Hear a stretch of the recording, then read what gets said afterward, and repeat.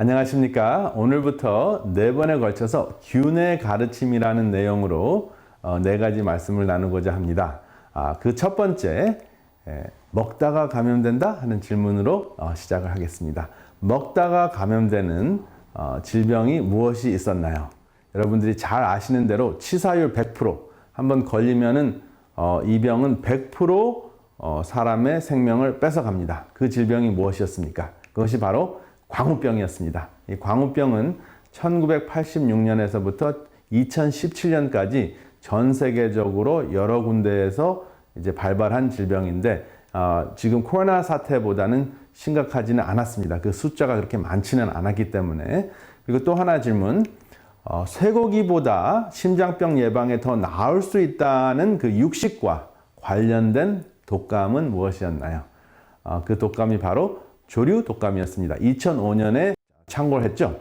그 바이러스의 이름이 H5N1이라는 Avian Influenza, 조류 독감이었습니다. 그러면 이 조류 독감에 걸려있는 오리나 닭을 섭취를 하면은 우리가 독감에 걸립니까? 그렇지는 않죠. 우리가 고기를 먹기 위해서, 닭고기나 오리고기를 많이 먹기 위해서 대량 생산을 합니다. 대량 생산을 할 때 대량 생산을 하기 위해서 사육하는 그 일꾼들, 또 사육하는 노동자들이 이 조류 독감에 노출이 되는 것이죠. 그 바이러스에 노출이 되는데 그 사람들이 그 마스크를 제대로 끼지 않거나 또 마스크를 꼈다고 하더라도 틈새에 이제 바이러스가 호흡기를 통해서 침투를 하면 그 바이러스를 집에 가지고 오고 또 다른 사람에게 전파를 하게 되면 전 세계적으로 이제 조류 독감 문제가 생기는 것입니다. 조류 독감 종류가 5개가 있었습니다. H5N1, H5N6, 그리고 H5N8, H7N2, H7N9. 이름이 좀 여러 가지가 있죠. 왜냐하면 그 바이러스가 변종하는 거에 따라서 이름이 달리 붙여지기 때문에 그렇습니다. 그래서 이 바이러스가 새들에게, 조류에게 독감을 일으키는데 몸속 사람에게 전파가 되고 또 사람과 사람끼리 이제 전파를 해서 전 세계적으로 퍼졌던 때가 있었습니다. 그래서 처음에는 이렇게 하늘에 날아다니는 새들, 그리고 이제 키우는 거위들이나 오리들, 그리고 닭, 이런 그 조류에게 옮겼다가 또 그 조류와 가까이 사는 돼지들, 또 그 돼지들을 사육하는 사람들, 그리고 또 사람들이 비행기를 타고 다른 지역에 이제 옮겨가고 여행을 하다 보니까 전 세계적으로 퍼지는 유행병이 됐었습니다. 그리고 돼지와 접촉했을 때 걸릴 수 있는 병이 무엇입니까? 돼지와 접촉했을 때는 걸릴 수 있는 병이 크게 이제 2 종류가 있는데, 첫 번째, 돼지도 돼지 독감을 일으킬 수가 있죠. H1N1이라는 바이러스였습니다. 2009년에 발발했습니다. 그래서 여기는 이제 귀여운 돼지 그 그림이 있는데, 사진이 있는데, 사실은 이 돼지들을 다량 생산하기 위해서 돼지를 사육하는 사람들이 돼지 독감 바이러스에 걸려 있는 돼지들과 접촉을 하다 보니까 그것이 이제 호흡기에 침투가 되고, 호흡기에 침투된 사람이 독감이 걸린 후에 다른 사람에게 전하는 것. 여전히 이제 우리가 먹기 위해서 다량 생산을 하다 보니까 생기는 문제였습니다. 돼지와 접촉하는 이유, 여러분들 잘 아시는 대로 여기 보면은 한국인이 평균 1년 동안 한 사람이 고기를 먹는 양이 51.3kg라고 이제 통계가 나왔습니다. 쇠고기, 돼지고기, 닭고기, 이 3가지 고기가 가장 많은 통계로 나와 있는 그 섭취량으로 알려져 있는데요. 51.3kg면 초등학생들 그 2명의 몸무게입니다. 한 명이 약 한 25kg라고 생각하면은 이제 돼지고기 섭취량이 25kg가 됩니다. 한국 사람인 경우에는 쇠고기, 닭고기, 돼지고기 중에서 돼지고기를 가장 많이 섭취하는 것으로 알려져 있습니다. 그래서 이렇게 돼지고기를 즐겨 먹었을 때 생기는 질병이 무엇이었습니까? 이 돼지를 이제 날 것으로 먹으면 잘 익혀 먹지 않고 날 것으로 먹으면 돼지 속에 있는 무슨 충일까요? 선모충이라는 것이 있는데 이것이 근육세포, 근육의 사실은 근육세포이기보다 근육 조직입니다. 근육 속에 선모충이 지금 꼬불꼬불 살고 있는 모습이 있어요. 그래서 이 선모충이 근육 안에서 기생하면서 피와 영양분을 빨아먹고 살아가고 있는 모습입니다. 현미경으로 사실 여러분들이 지금 보시는 것인데 이 돼지고기를 익혀 먹는다고 하더라도 이 선모충은 여러분들이 익혀서 여전히 그 기생충을 먹게 되는 것이죠. 그러니까 굳이 이렇게까지 이제 선모충을 먹는 위험 부담까지 가지면서 돼지고기를 먹어야 하는가 하는 그런 질문이 있습니다. 그리고 다량 생산하기 위해서 사실 그 더러운 것들을 청소하는 임무를 맡고 태어난 돼지들을 그냥 야생으로 키우지 않고 인간이 먹기 위해서 다량 생산하기 위해서 이제 그렇게 좁은 공간에서 병균과 또 이런 기생충에 감염이 되는 것을 우리가 그냥 간과하는 상황에서 계속 돼지고기를 먹는 것을 선호할 때 이러한 질병들이 계속되리라고 생각을 합니다. 여기 보면 바깥 시장인데요. 날고기 정육점이 이제 냉동 시설도 잘 되지 않은 야단법석이라는 표현을 하죠. 바깥 시장입니다. 그렇죠? 그래서 실외 시장에서 이렇게 팔리는데 이 돼지고기는 the pig as a mixing vessel for influenza viruses. 돼지는 독감 바이러스를 섞는 그릇이다. 이렇게 이제 기사가 났습니다. 이것은 논문이 발표가 된 것이죠. 그래서 이 돼지가 어떻게 바이러스를 섞느냐 하면은 돼지가 다양한 아주 이것저것 더러운 것들을 싹 청소하는 차원에서 음식으로 먹으면 그 속에 있는 바이러스들이 돼지 몸속에서 섞이면서 신종 바이러스가 생깁니다. 그래서 이 신종 바이러스가 돼지 몸속에 있는 것을 사람들이 간과하고 대량 돼지 사육을 합니다. 그러면 그 돼지 사육자들, 그렇죠? 그 종사하는 그 종업원들이나 일하는 일꾼들은 돼지 그 바이러스에 항상 노출이 되죠. 그러면 그 노출된 바이러스가 호흡기를 통해서 이제 들어오게 되면 돼지 독감이라는 문제가 생기는 것이죠. 그리고 또 돼지 고기를 먹게 되면 잘 익히지 않고 돼지 고기를 먹게 되면 또 돼지 속에 들어있는 회충 종류가 우리 몸속에 들어오게 되는 것입니다. 그래서 3,500년 전에는 이러한 사회법이 있었습니다. 레위기 11장 7절 너희에게 부정하니 무엇이요? 돼지가 부정하다라고 이야기하면서 돼지를 먹지 못하게 합니다. 이 당시에 이스라엘 사람들은 유대인들은 사막에서 유리 생활을 했습니다. 사막에서 물도 없고 그 다음에 지금과 같이 세척할 수 있는 세정제가 없었습니다. 그런 상황에서 최소한도 물이라도 있어야 되는데 물도 귀한 사막에서 돼지와 가까운 생활을 하게 되면 그리고 돼지를 먹는다는 것은 돼지와 굉장히 밀접하게 가까워야 되잖아요. 그래서 돼지를 잡으려면 돼지와 접촉을 하게 되고 돼지가 가지고 있는 균을 그것이 박테리아가 됐든 그 회충이 됐든 기생충이 됐든 바이러스가 됐든 굉장히 가까이 접할 수 있는 그런 상황이기 때문에 하나님께서는 그러한 과학적인 것은 너무 그 당시에 복잡한 이야기고 그냥 부정하다고 지목을 해놓고 돼지는 돼지대로 살도록 놔두게 하고 돼지의 임무가 있으니까 사람은 그 부정한 것을 피하도록 격리하는 공중법이 있었습니다.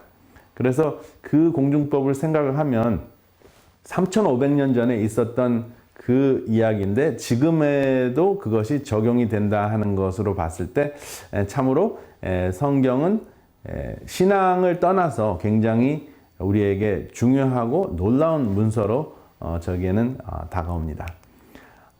여기 보면 실제적으로 2019년에 이제 찍힌 사진인데요. 박쥐 시장입니다. 박쥐를 이렇게 잡아가지고 바닥에다 이런 뭐 헝겊 같은 그 조가리 하나 놓고 깔고 박쥐를 팝니다.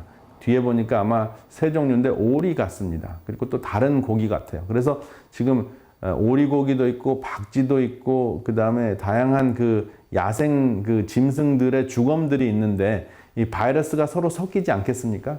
그래서 사실은 박쥐는 박쥐대로 동굴에서 살면서 본인들의 생태계 그 임무를 하고 있는데 그 속까지 기어 들어가서 사람들이 박쥐를 잔뜩 잡아가지고 여기 이제 다음 사진에 보면은 날개까지 다 자릅니다. 그래서 여기는 박쥐 몸통이 있습니다. 여기 정육점에서 일하는 사람이 박쥐 정육점이죠. 그래서 일하는 사람이 여기 보면은 장갑도 제대로 끼지 않은 것 같아요. 그리고 날개를 다 뜯어서 날개 따로 몸통 따로 이렇게 이제 구분을 해서 손질을 해서 이제 예쁘장하게 생긴 아가씨까지 박쥐 고기를 먹는 장면이 나오는데 이 아가씨가 박쥐를 끓여 먹는다고 하더라도 박쥐가 손질이 돼서 음식으로 오르기까지는 엄청나게 접촉을 많이 해야 됩니다. 한 사람뿐만 아니라 여러 사람이. 그러면은 그 접촉 때문에 뭐 코 속으로 들어가고 입 속으로 들어가고 호흡 속으로 들어가고 하는 것이죠. 이것이 그 야생 생태계에서 바로 끓여져 가지고 우리 입 속으로 들어간다면 어쩌면은 그 호흡기의 감염이 감소가 될 수는 있겠지만 사실은 현실은 그렇지 않습니다. 이것이 돈이 되기 때문에 많은 사람들이 이제 야생 동물, 야생 짐승 시장을 정부도 막을 수 없는 그러한 그 시장을 항상 그 암시장으로 오픈을 해서 많은 사람들에게 이것을 제공을 한다고 하는데요. 돈 때문에 또 인간의 그 식욕 때문에 또 신기한 음식 체험 때문에 이것을 굳이 해야 되는가. 이렇게 생태계를 침범하다 보니까 생존과 전혀 상관이 없거든요. 이러한 그 생활 습관을 하다 보니까 그 생태계에서 야생으로 살고 있는 그 동물들은 그냥 그대로 살고 있는데 그 동물들이 가지고 있는 짐승들이 가지고 있는 바이러스를 우리가 가져오게 되는 것입니다. 박쥐가 여러분들에게 찾아와서 내가 감염하겠다고 한 박쥐는 단 한 마리도 없었을 것입니다. 인간이 가서 그 박쥐를 꺼내온 것입니다. 그래서 이 박쥐 먹는 아가씨를 생각하면서 우리의 모습이 그 박쥐 먹는 아가씨와 그렇게 다를까? 이 아가씨를 보면서 놀라는 분들이 있는데 사실은 우리가 육식을 할 때도 조금 모양새가 좋을 뿐 큰 차이가 없지 않을까 하는 생각이 들었습니다. 그래서 Americans on cusp of meat shortage with food chain breakdown. 그래서 최근 뉴스, 지난주 뉴스를 보면 코로나 바이러스가 그 육류 공장, 정육점이나 또 이 공장에서 일하는 그 많은 종업원들을 수천 명이나 되는 종업원들을 감염시켰기 때문에 이것을 문을 닫을 수밖에 없는 상황이 되자 이제 트럼프 대통령은 이제 육류 공급 문제가 위급한 상황이다. 육류 공장을 다시 열어야 한다라고 이제 이야기를 하니까 그 종사자들 쪽에서는 일하는 사람들은 또 그 고기들을 만지면서 바이러스에 노출되는 위험이 있는데 이것은 부당하다 하고 서로 이제 그 맞서고 있습니다. 근데 우리가 음식이 많은 미국에서 육류를 굳이 그렇게 고집하지 않는다면 이러한 문제가 있었을까? 또 이러한 문제가 지금 있을까? 하는 그러한 생각이 들었습니다. 지금 오늘이 5월 2일인데요. 4일 전에 있었던 뉴스입니다. 그래서 여기 보면 박쥐는 그 박쥐대로 그 생태계에서 가지고 있는 바이러스라는 그 기생균이 있습니다. 근데 그 바이러스가 박쥐한테는 전혀 생명의 지장이나 병을 주지 않는 바이러스일 수가 있습니다. 어떤 경우에는 바이러스가 병을 줄 수도 있지만 대부분의 경우는 병을 주지 않습니다. 그래서 이 생태계 속에서 그 바이러스와 공생하는 박쥐가 또 다른 동물들에게 이것을 전달할 수 있습니다. 그래서 적응하는 동물들은 살아남고 적응하지 못하는 동물들은 살아남지 못하는 상황이 벌어질 수는 있지만 굳이 그 생태계에 인간이 들어가서 이제 낙타나 사양 고양이나 천삼갑을 이제 우리가 인간적으로 뭐 먹거나 또 애완동물로 키우려고 하거나 해서 이제 생태계를 침투했을 때 우리가 접촉할 필요가 없는, 아주 친밀한 접촉할 필요가 없는 그러한 상황임에도 불구하고 침투했을 때 병에 걸리는 것입니다. 사실 이 천연계, 자연계의 그 생태계는 사람이 잘 관리하고 보호할 책임이 있는데 침투해서 우리의 욕망을 채우려고 할 때 그때 이제 문제가 생기는 것이 아닌가 그런 생각이 들었습니다.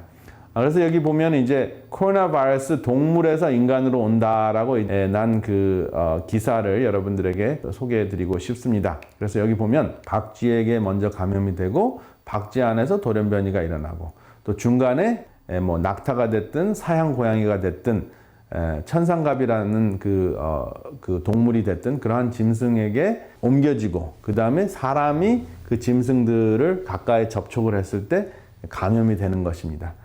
그런 그 생태계의 흐름을 잘 알고 있다면 우리가 굳이 잘 보존하고 또 우리가 그 지상에 있는 다른 동물들을 그 동물들의 생태계 속에서 잘 생존할 수 있도록 도와주지는 못할 망정 우리의 음식으로 삼거나 우리의 그 애완동물이나 우리의 그 이용물로 우리가 남용을 한다면 이러한 문제들은 계속 생기지 않을까 하는 생각이 듭니다.